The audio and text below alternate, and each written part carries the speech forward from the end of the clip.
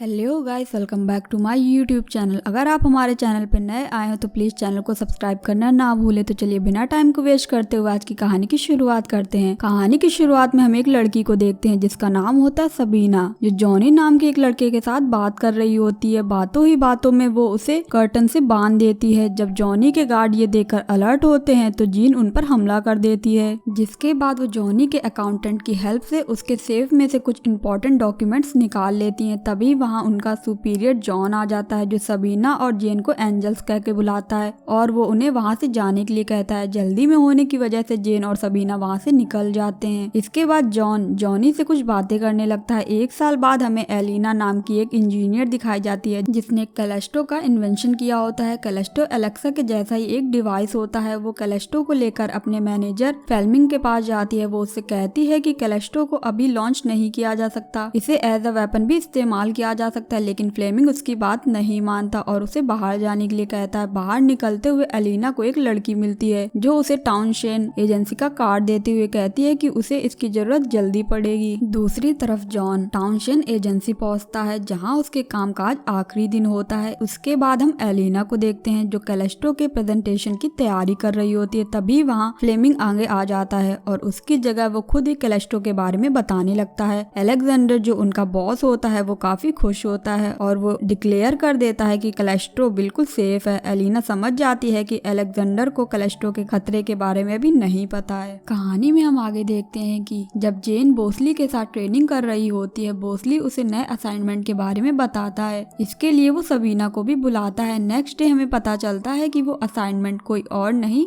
बल्कि एलिना ही होती है, जो बोसली से मिलने के लिए कैफे में आई होती है। एलिना ने टाउनशेन एजेंसी के कार्ड का यूज करके बोसली से कांटेक्ट किया था। वो कैलेस्टो के खतरे के बारे में उसे एक पेन ड्राइव के थ्रू बताती है, लेकिन हम देखते हैं कि एक आदमी उन पर नजर रख रहा होता है और वो आदमी उन पर हमला कर देता है। लेकिन बोसली जेन और एलिना को लेकर वहाँ से निकल जाता है, लेकिन वो आदमी भी उन पर फायरिंग करते हुए उनका पीछा करता है। इसके बाद वो आदमी उनकी कार को धक्का मारकर पानी में गिरा देता है और वेट करता है वो बाहर निकले ताकि वो उन्हें शूट कर सके। तभी वहाँ सबीना आती है और उस आदमी को धक्का देकर नीचे गिरा देती है, लेकिन वो उठकर अपनी गाड़ी में ब्लास्ट कर देता है और वहाँ से निकल जाता है। जेन एलिना को पानी से बाहर निकालती है। इसके बाद वो तीनों दूर चले जाते हैं जहाँ रेबेका उनसे मिलने के लिए आती है। वो उन्हें सेफ हाउस ले जाती है। एलिना रेबेका को कैलेस्टो के खतरे के बारे में बताती है, जिसके बाद वो कैलेस्टो को लॉन्च होने से पहले चोरी करने का डिसाइड करते हैं। वो तीनों एक ही तरह का रूप लेकर एलिना की कंपनी पहुंचते हैं, जहाँ एलिना अपने लैब में रखा कैलेस्टो लेने जाती है और सबीना वॉल्ट में रखे सभी कैलेस्टो को जमा करने के लिए जाती है और जेन सिक्योरिटी को बेवकूफ बनाने में लग जाती है। वॉल्ट में पहुंचने पर सबीना को पता चलता है कि फ्लेमिंग वहाँ के सारे कैलेस्टो को साथ लेकर गया है और ये बात जब वो रेबेका को बताती है तो रेबेका उन्हें वहाँ से निकलने के लिए कहती है और वो लोग वहाँ से निकल जाते हैं। इसके बाद वो लोग बर्लिन के एक सेफ हाउस पहुंचते हैं जहाँ उन्हें सेंड मिलता है, जहाँ रेबेका उन्हें फ्लेमिंग की लोकेशन के बारे में बताती है और कहती है उसे पकड़ने के लिए उन्हें इस्तांबुल जाना होगा। और रेबेका वहाँ से निकलकर एक औरत के पास जाती है और उसे फ्लेमिंग की लोकेशन के बारे में बताती है। दूसरी तरफ हम जॉन को देखते हैं जिसे पता चलता है कि उसकी बॉडी में एक ट्रैकर है। इसके बाद रेबेका जेन सबीना के साथ इस्तांबुल पहुंचती है, पर उन्हें फ्लेमिंग की लोकेशन ढूंढने में काफी परेशानी हो रही होती है। तभी जेन कहती है कि उसे एक औरत के बारे में पता है जो उनकी मदद कर सकती है। इसके बाद जेन फातिमा नाम की एक औरत के पास जाकर उसकी मदद मांगती है, जिसके बाद वो औरत फ्लेमिंग के होटल की लोकेशन उसे दे देती है। इसके बाद हम देखते हैं कि सबीना अपना रूप बदलकर उस होटल में जाती है, जहाँ वो फ्लेमिंग के कमरे में जाकर उसके लैपटॉप से सारे इंपॉर्टेंट डेटा को निकाल लेती है। जिसके बाद हमें पता चलता है कि फ्लेमिंग टर्किश डर्बी जाने वाला है, जहाँ हॉर्स राइडिंग के काफी डील्स होती हैं और उसी दौरान वो कैलेस्टो को किसी बायर को भेज देगा। नेक्स्ट डे वो लोग फ्लेमिंग को ढूंढने के लिए टर्किश डर्बी पहुंचते हैं और वो लोग फ्लेमिंग पर नजर रखे होते हैं और उन्हें वहाँ फ्लेमिंग दिख जाता है और हम उस आदमी को भी देखते हैं जिसने उन पर कैफे में हमला किया था। वो आदमी फ्लेमिंग को लेकर वहाँ से निकल जाता है, जिसके बाद वो लोग उसका पीछा करते हैं। वो आदमी फ्लेमिंग को एक वेयर हाउस लेकर जाता है। रेबेका प्लान करती है कि वो उनका गाड़ी में ही इंतजार करेगी और वो तीनों जाकर कैलेस्टो को ले आए और अंदर जाने पर उन्हें पता चलता है कि कैलेस्टो का बायर कोई और नहीं बल्कि जॉनी है और उन्हें यह भी पता चलता है कि कैलेस्टो को जॉनी अपने बॉस के लिए खरीद रहा है और वो आदमी जिसने उन पर कैफे में हमला किया था वो फ्लेमिंग को भी मार देता है, क्योंकि उसे कैलेस्टो के बारे में ज्यादा इन्फॉर्मेशन नहीं थी। इसके बाद वो लोग वहाँ से निकलने की कोशिश करते हैं, लेकिन डोर लॉक होने की की वजह से वो लोग वहाँ से नहीं निकल पाते। तब जॉनी अपने गार्ड को डोर ओपन करने के लिए सिक्योरिटी रूम भेजता है। तभी जेन गार्ड पर फायरिंग करने लगती है, जिससे एक गार्ड नीचे आकर गिरता है और उन्हें पता चल जाता है कि जेन और सबीना वहीं पे हैं। दूसरी तरफ एलिना के रूम में एक गार्ड पहुंचता है, जिससे लड़ते हुए वो गलती से डोर ओपन कर देती है